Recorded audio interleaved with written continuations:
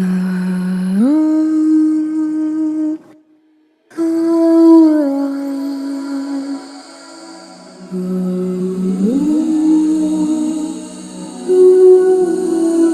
bet you can picture who's singing. What if I told you merfolk might be real and that they live on every continent? Everything from beautiful fish women to aquatic primates to octopuses with the faces of women to 12-foot-long mermen might lurk in Africa's waters. This is the start of a new series where I will cover literally every mer being on Earth, from mythology to cryptids, and if I miss anything, please let me know in the comments. I want to cover every mer person, so I'm always eager to learn of new mer beings. Don't forget to like and subscribe to learn about more fairies and cryptids that I guarantee you've never heard of. By the way, if you want to skip straight to the African mermaid content, you can use the chapters to jump straight there. I've developed what I hope will be a comprehensive categorization system for all the fae creatures on Earth. There are 6 categories: animal fairies, plant fairies, heavenly fairies, monstrous fairies, ghostly fairies, and animal hybrid fairies. Now, I'm not the first to create mythological categorization systems. I want to specifically shout out Lauren Coleman's Field Guide to Bigfoot and Philippe Coudre's Guidebook to Hidden Animals. Today's fairies fall under the animal hybrid category. There are 12 subcategories within the animal hybrid category: avian, hooved, reptilian, insect, ursine, canine, primate, pygmy, simian, freshwater, furred freshwater, and merfolk. I'm hoping to set up a website soon with a complete list of fairies. My goal is to have a site where you'll be able to search for fairies by category or continent. I'm currently researching what type of site to use. Let me know in the comments if you think I should use Google Sites or a wiki or something else. Now it's time to talk about the merfolk. I'm starting with the freshwater mer beings. I initially thought I would cover all 28 African mer beings in this video, but there's so much info, each being is going to get their own video. I will also be creating an illustration of each being. The way I'm approaching this is by assuming that each mythic creature is an unknown animal, alien, or other sentient race, or even a demon. I will try to determine what it's most likely to be based on the available information, and then create a profile of the mer being. This is mostly for fun, although it is also deeply researched, and the truth could be close to the guesses I make here. As a side note, I might turn this into a roleplay setting where you could play as cryptids and mythic beings rooted in all the current information we have on them. This is separate from my Wildman shorts, where I simply report on all the Wildman cryptids of the world. First up is the Egyptian En-Naddāha, female mer beings who lure men into the Nile River and kill them. At first glance, this urban legend doesn't have much weight, but then I did some digging and I think I can create a profile of a Nile cryptohominid based on what we know about the En-Naddāha and the Woadd-el-Uma, who live in the Sudanese portion of the Nile River.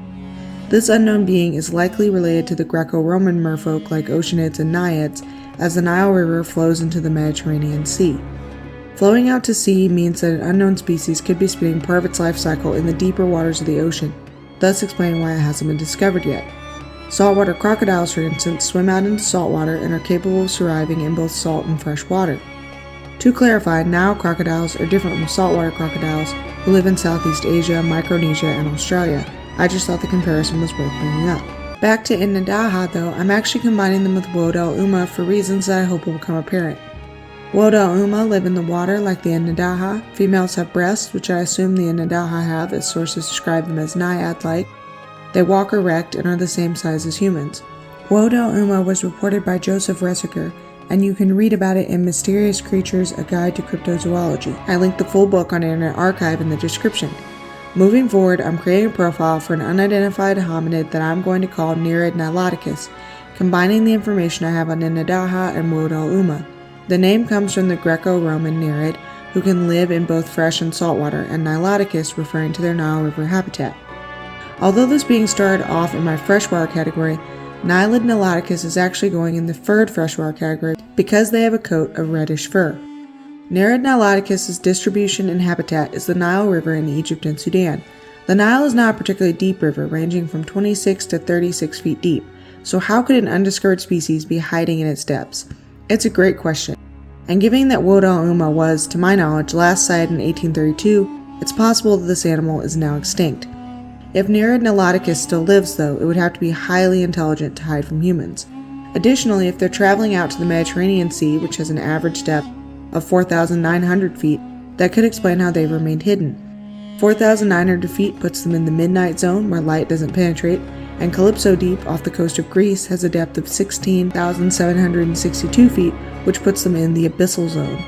If Nereid Niloticus spends most of its life cycle in the Mediterranean Sea, only rarely venturing down the Nile River, they could theoretically remain hidden. I'm also assuming a very low population size, like critically endangered.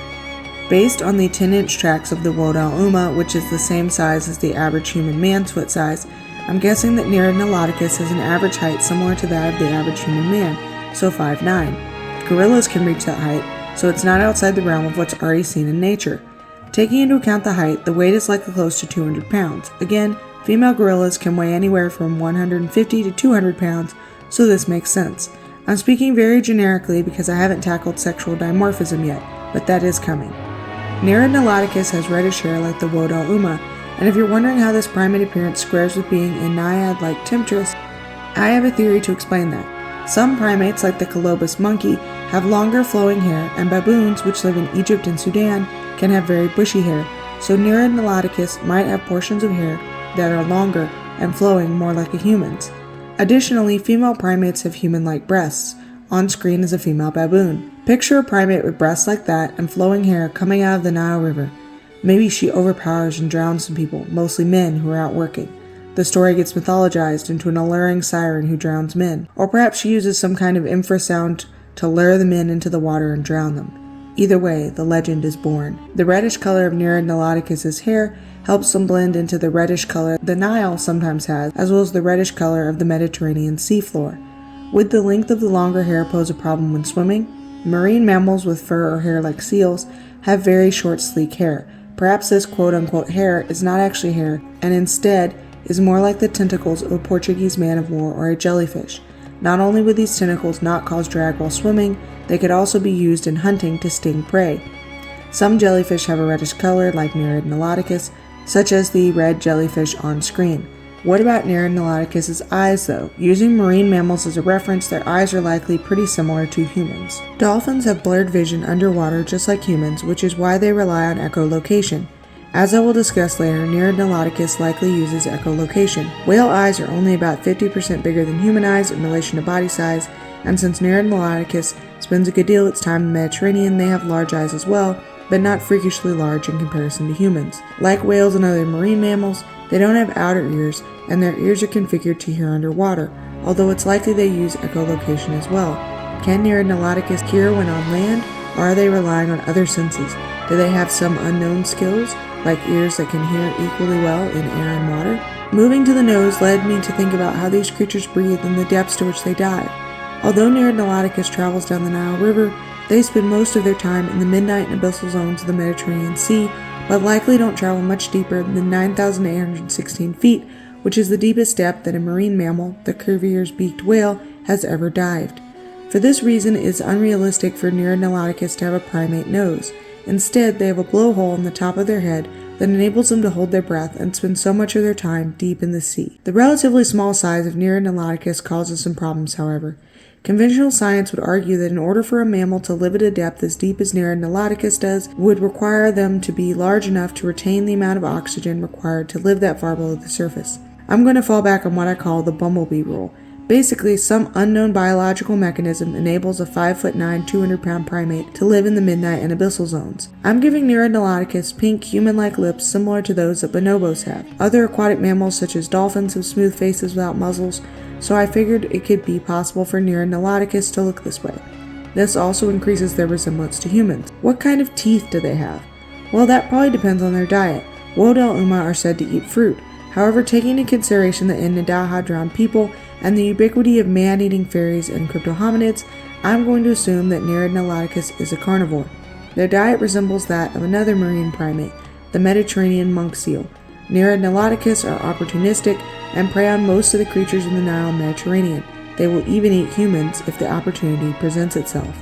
They have pointed teeth like a seal and the pronounced canines of a baboon. Primates do eat meat, even from creatures that might seem similar to them. Chimps eat red colobus monkeys, so a primate that preys on humans is not impossible. Moving on to the body, Nereid Niloticus lives in the water, although they can venture onto land briefly to hunt humans. This poses something of a problem, as most primates can't swim, and although humans can swim, we can't live in water. Borneo's proboscis monkeys can swim though and have webbed hands and feet.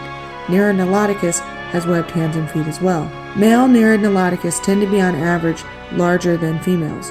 This sexual dimorphism is in line with other primates. The larger size also allows for bigger lungs to hold their breath for longer, which is important given that males stay in the Mediterranean Sea at deeper depths. Females have breasts like other primates, but all genitalia is in slits as with other marine mammals, which helps streamline their bodies for swimming. Primate breasts are deflated except when full of milk. Nereid Niloticus females, when seen on the surface, have full breasts.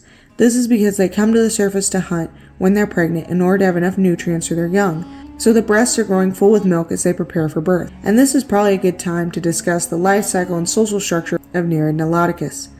Life starts deep in the Mediterranean Sea, where there are more than 3,000 marine caves. These caves are highly studied, so Nereid Niloticus give birth in undiscovered marine caves.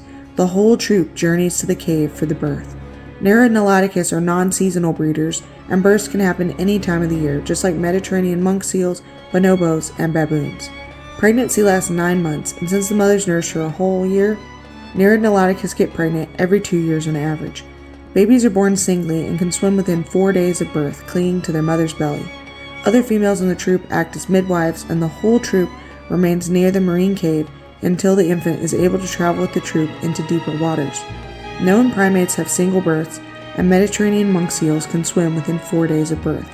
The infants are nursed by their mother for the first year of life, just like bonobos and baboons, who they are physically and behaviorally similar to.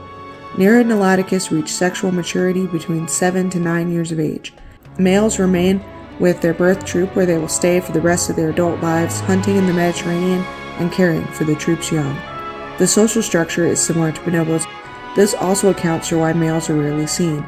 Females leave their birth troop and must integrate into new troops. Troops are female-led, so female Nereid Niloticus climb the social ladder through forming close relationships to females in their new troops, and some will rise to the status of leader eventually. Females take mates from their new troops, and the sons of high-ranking females in the troop tend to be some of the most powerful males in the troop. Despite sometimes drowning and consuming humans, Nereid Niloticus troops tend to get along, and they often soothe conflicts with sexual behavior in much the same way that bonobos do. This behavior may have also influenced myths that ascribed sexualized characteristics to merbeings. Ancient people may have seen the sexual behaviors of Nereid Niloticus and anthropomorphized this into them being sexual beings and sex icons. Nereid Niloticus are highly intelligent, easily as intelligent as the other great apes, maybe even more so. To hide from humans for this long, they would have to be, and considering how intelligent other marine mammals like whales are, Nereid Niloticus might be some of the smartest animals on Earth. Nereid Niloticus live for 30 to 45 years, which is in line with other primates. They have many close relatives both in Africa and in the Mediterranean that I will explore in future videos. I put them within the scientific classification system, which shows us who Nereid Niloticus' relatives are. They are in the genus Nereid, which includes other primates that live in both salt and freshwater, and in the family Nymph, which includes saltwater primates, freshwater primates, and those that live in both. The connection between all these cryptids is their blowholes, which puts them in suborder Spiraculum, which is a Latin word referring to an external respiratory opening. All of these classifications are made up by me. Nereid Niloticus' scientific classification diverges from real-life primates at the suborder level.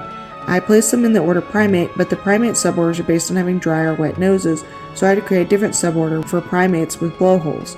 Join me next month as I profile the Red Sea Oriboo.